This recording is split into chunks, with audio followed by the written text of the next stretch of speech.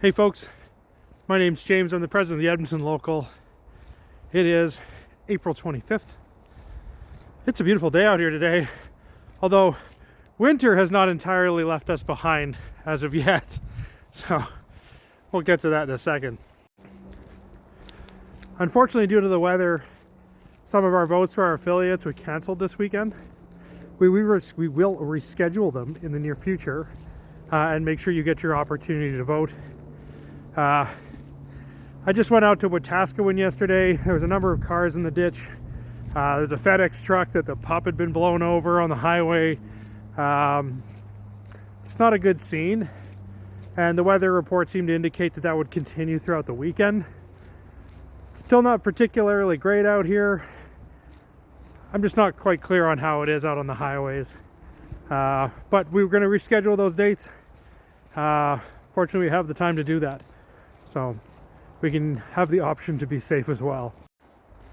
Of course, I guess the big news in the postal world this last week has been Canada Post's $1.57 billion loss for 2025. It's interesting that they decided to publish that number on the day we begin our votes. So might be some coincidence there. But anyways, so let's talk about $1.57 billion losses and what that means. So Canada Post will frequently talk about how they just delivered, I think it's like 2 billion, 34 million pieces of mail last year, which works out to like it was 118 pieces of mail per household. So if you do the math though, and you add up the number of pieces that they delivered, 5.6 billion pieces have been delivered in this year. Parcels, packets, mail, all that good stuff. So it works out to about a loss of 25 cents per piece delivered. That's not to deflate the amount, but it is to put it in perspective. The other thing is that in 2025 there were 5 weeks of labor disruption, which works out to about 10% of the actual time for delivery during that year. But the losses would work out to more than that. The losses started earlier in the year. It wasn't just the strike that did it. It's the labor uncertainty. It's the fact that we were without a contract for the better part of a year before we ended up going on strike. And this reduced volumes. There were people, Canada Post was warning our customers that we were going to go on strike months before we did and telling people to use other services. So it takes two to tango, and I feel like the losses were amplified by that amount. So it doesn't just result in 10%, which would be about $500 million in revenue. It's actually more than that, but it's difficult to quantify exactly how much because of the way the markets react. Markets want stability. Businesses want stability. And I guess both parties are guilty of it. Like Canada Post didn't bother to negotiate for the first 10 months at all. They just said, this is what we want, screw you guys.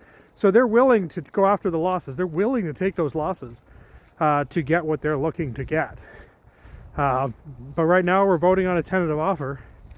Another sort of perspective is the CPC cost $1.7 billion in taxpayer funding last year.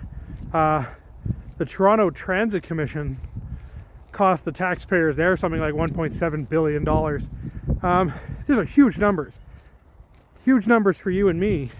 But when it comes to government scale of things, it's not that big.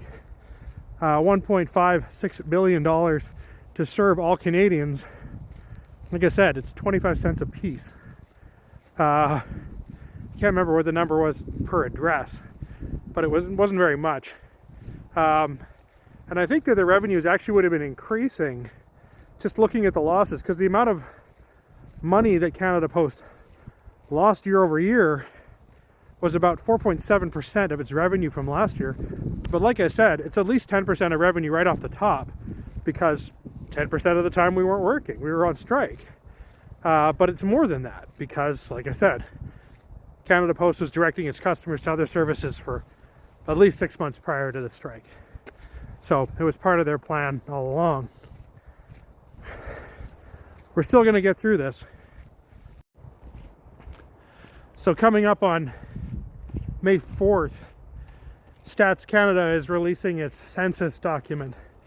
It will just be a letter going out to all points of call that are residences.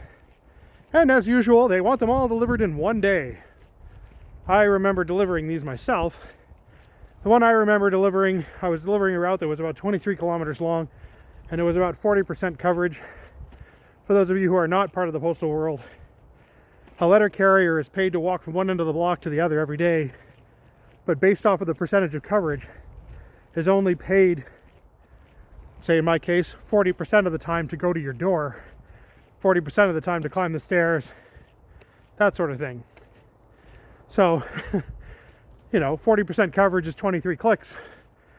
Well, turned out 100% coverage on that walk was 43 kilometers, basically a marathon. But that was many years ago, and Canada Post has been reducing the percentage of coverage significantly.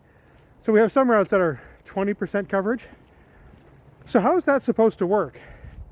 When somebody's doing 25, 26 kilometers a day, but only doing 20% coverage, now what happens when you do 100%?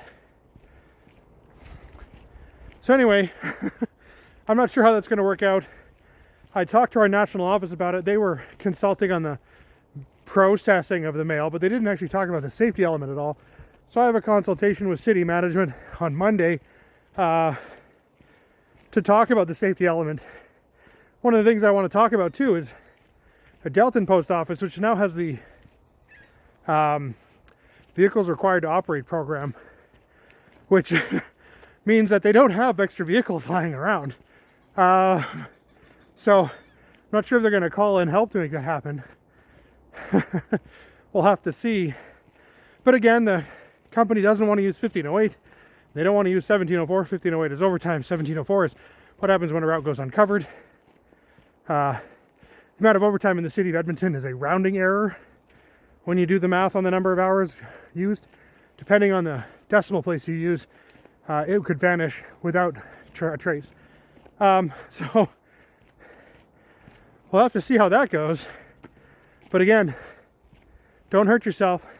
If you need to, use your right to refuse dangerous work. And there's no requirement for you to work overtime. I mean, technically it still exists in a collective agreement. They could do that. But use your right to refuse if you don't feel safe doing it, all right? Or if they're going to pay you overtime, get it. Get it. All right? You guys have a great day.